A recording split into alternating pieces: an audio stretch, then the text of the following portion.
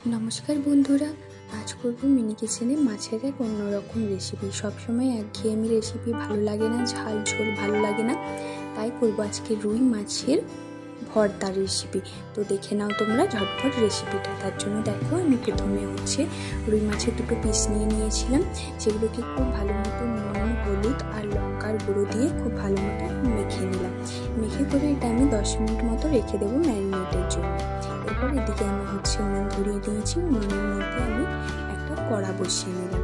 কড়াটা গরম হয়ে গেলে এরপর আমি এর মধ্যে দিয়ে দেবো সরষের তেল।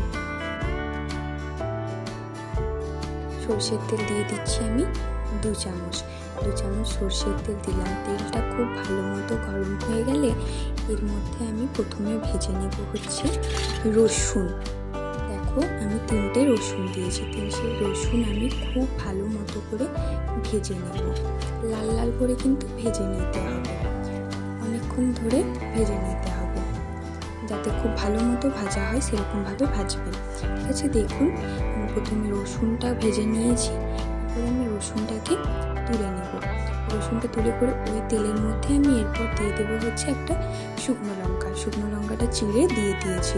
শুকনো লঙ্কাটাও খুব ভালো মতো ভেজে নেব। দেখুন, শুকনো লঙ্কাটাও ভাজা হয়ে যাচ্ছে। শুকনো লঙ্কাটাও আমার ভাজা হয়ে গেছে। এরপর আমি শুকনো লঙ্কাটাও তুলে নিলাম। এরপর ওই তেলের মধ্যে এরপর দিয়ে দিলাম আমি পেঁয়াজ কুচি। পেঁয়াজ কুচিটাও খুব ভালো মতো নরম করে লাল লাল করে ভেজে নিতে হবে। দেখুন, পেঁয়াজটাও ভাজা হয়ে গেল। পেঁয়াজটাও আমি তুলে নিলাম। এরপর ওই তেলের মধ্যে আর একটু আমি তেল দিয়ে দিলাম, 2 চামচ মতো আর একটু তেল দিয়ে দিয়েছি। এর মধ্যে যে আমি মাছটা ম্যারিনেট করে রেখেছিলাম, মাছটা ভেজে নেব। মাছটা কিন্তু খুব ভালো মতো ভেজে নিতে হবে, এপাশ ওপাশ তো ভাজতে হবে, আর এরকমভাবে ভাজবেন যাতে ভেতরটাও ভাজা হয়। ওই জন্য কিন্তু আমি অনেকক্ষণ ধরে মাছটা ভাজবো।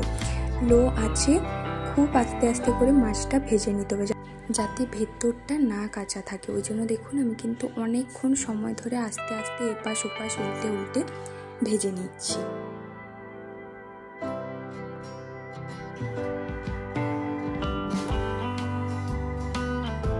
মাছটা আমার ভাজা হয়ে গেছে। এরপর আমি মাছটাও তুলে নিলাম।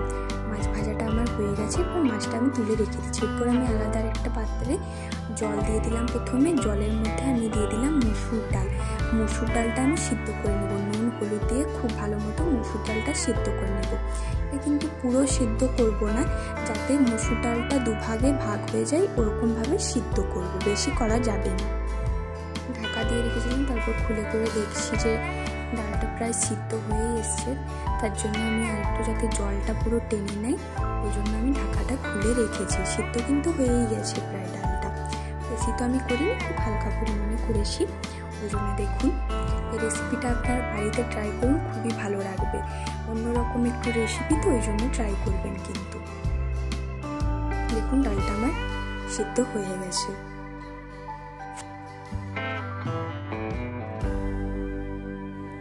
ডালটা এরপর আমি রেখে দেবো, মাখিয়ে নেব ডালটা।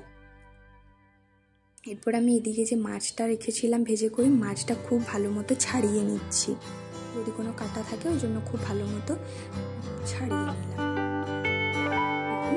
মাছটা ছাড়ানো হয়ে গেছে। এরপর যে আমি পেঁয়াজ, লঙ্কা আর রসুনটা ভেজে রেখেছিলাম, ওগুলোকে খুব ভালো মতো মেখে নিচ্ছি। হাতেই খুব ভালো মতো করে মেখে নিতে হবে। এখন খুব ভালো মতো মেখে নিচ্ছি। এরপর একটু নুন দিয়ে আমি খুব ভালো মতো করে মেখে নিচ্ছি। এরপর এটার মধ্যে আমি ডাল মাখা আর মাছটা ভাজা যে মেখে রেখেছিলাম ওগুলো মিশিয়ে দিলাম। তারপর খুব ভালো মতো সবগুলো একসাথে মেখে নেব। ভালো মতো মাখা গেছে। এরপর আমি দিলাম পেঁয়াজ কুচি, কাঁচা পেঁয়াজ কুচি, আর দিয়ে দিলাম একটু লঙ্কা কুচি। তোমরা অপশনাল দিতেও পারো, নাও পারো। দেখুন, আমার ভর্তাটা কিন্তু মাখা হয়ে গেছে। আমি একটা পাত্রে তুলে রাখছি। এরপর আমি গরম ভাতের সাথে এটা পরিবেশন করে দেখাবো। গরম ভাতের সাথে কিন্তু খুবই ভালো লাগে, অন্য কোনো আর পদ লাগবে না, এই পদ দিয়েই খাওয়া হয়ে যাবে। ভিডিওটি ভালো লাগলে অবশ্যই লাইক, কমেন্ট, শেয়ার করবে। আর নিত্য নতুন রেসিপি দেখার জন্য আমার চ্যানেলটা অবশ্যই সাবস্ক্রাইব করে রাখবে। দেখা হচ্ছে পরের ভিডিওতে।